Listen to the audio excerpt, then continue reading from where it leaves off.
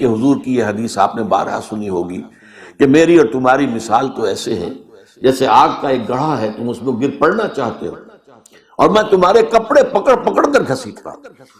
یہ کیفیت ہے اصل میں کہ آگ سے بچانا، دوزخ سے بچانا، اللہ کی ناراضگی سے بچانا، عاقبت کی بربادی سے بچانا، یہ اس ایمان کی بنیاد سے، ایمان کی گٹھلی سے جو دعوت کا شجر پیدا ہوگا، اس کا جو اصل، جو اس کا موٹیویٹنگ فورس ہوگی، وہ ہوگی لوگوں کی خیر خواہی۔ دوسرا کھاتا جو ہے وہ ہے معمور من اللہ ہو کر اللہ کی دعوت دینا۔ پہلی بات جو میں نے عرض کی ہے، یہ ایمان کی بنیاد پر از خود طبعی اعتبار سے، فطری اعتبار سے یہ دعوت وجود میں آئے گی، اور جو لوگ یہ کام کرتے ہیں اسی بنیاد پر، انہی کو ہم اولیاء اللہ کہتے ہیں۔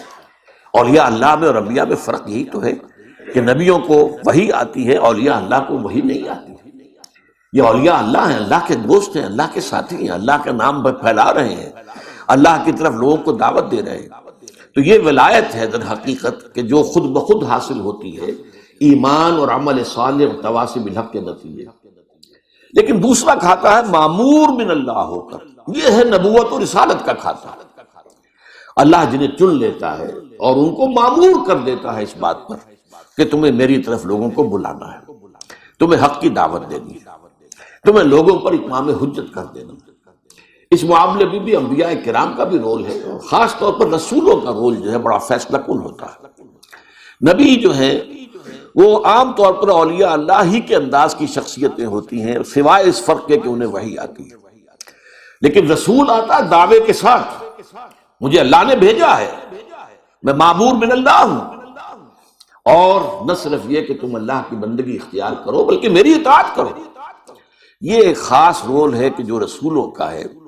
اب آپ کو معلوم ہے کہ نبیوں اور رسولوں کا سلسلہ جو ہے محمد رسول اللہ صلی اللہ علیہ وسلم پر ختم ہو چکا۔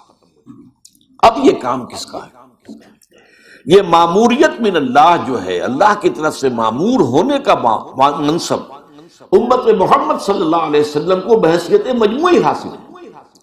یہ رسالت محمدی کا تسلسل ہے کہ یہ دعوت جو ہے اسی طور سے جاری رہے، اسی طرح پھیلے، اسی طرح خلق خدا تک اللہ کا پیغام پہنچتا رہے۔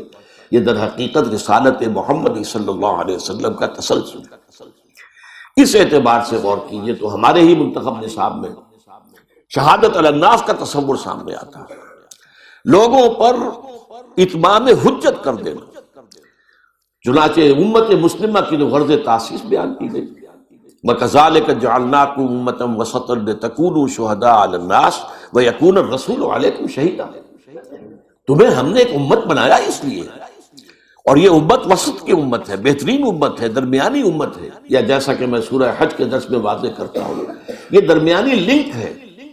اللہ سے آیا رسول کے پاس، رسول نے دیا امت کو، اب یہ امت آگے پھیلائے گی، تو یہ لنک بن گئی ہے رسول کے اور عام لوگوں کے مابین۔ لہذا جو کام رسولوں کے ذمہ تھا کہ وہ اتمام حجت کر دیں، وہ اتمام حجت کر دیں، جیسا کہ سورہ نساء میں فرمایا گیا ہے رسلا مبشرین ومنذرین لئلا یکون للناس علی اللہ حجت بعد الرسل وکان اللہ عزیزا حکیما۔ ان رسولوں کو ہم نے مبشر اور نذیر بنا کر بھیجا تاکہ رسولوں کی آمد کے بعد لوگوں کے پاس کوئی عذر باقی نہ رہ جائے، کوئی حجت باقی نہ رہ جائے اللہ کے محاسبے کے مقابلے میں۔ اے اللہ، ہمیں تو بات بتائی نہیں گئی، ہم تک کسی نے پیغام پہنچایا نہیں، تیری بات ہم تک آئی ہی نہیں، ہم سے محاسبہ کس بات کا، کس بنیاد پر ہم سے محاسبہ ہو رہا ہے؟ بہرحال اگرچہ محاسبے کی بنیادیں اور بھی ہیں، اللہ نے سماعت اور بصارت اور عقل دی ہے، ان السمع والبصر والفؤاد کل اولئک کان عنہ مسئولا۔ اللہ تعالیٰ نے نیکی اور بدی کا شعور جو ہے نفس انسانی کے اندر الہام کر دیا ہے، فَأَلْهَمَهَا فُجُورَهَا وَتَقْوَاهَا۔ اسی طریقے سے اللہ تعالیٰ نے قلب انسانی میں جو روح ہے، اس روح کے اندر اپنی ایک معرفت بھی اجمالی طور پر اور اپنی محبت بھی بنیادی طور پر ودیت کی۔ تو اگرچہ مسئولیت کی بنیادیں یہ بھی ہیں، لیکن ان پر اتمام ہے، اتمام حجت ہے کہ رسول کے آنے کے بعد اور رسول کے ذریعے سے حق کے مبرہن ہو جانے کے بعد، کھل کر واضح ہو جانے کے بعد، وہ انفرادی طور پر بھی اجتماعی طور پر بھی، اس کے بعد پھر کسی کے پاس عذر نہیں رہے گا کہ وہ یہ کہہ سکے کہ اللہ ہمیں تو یہ بات پہنچائی نہیں گئی۔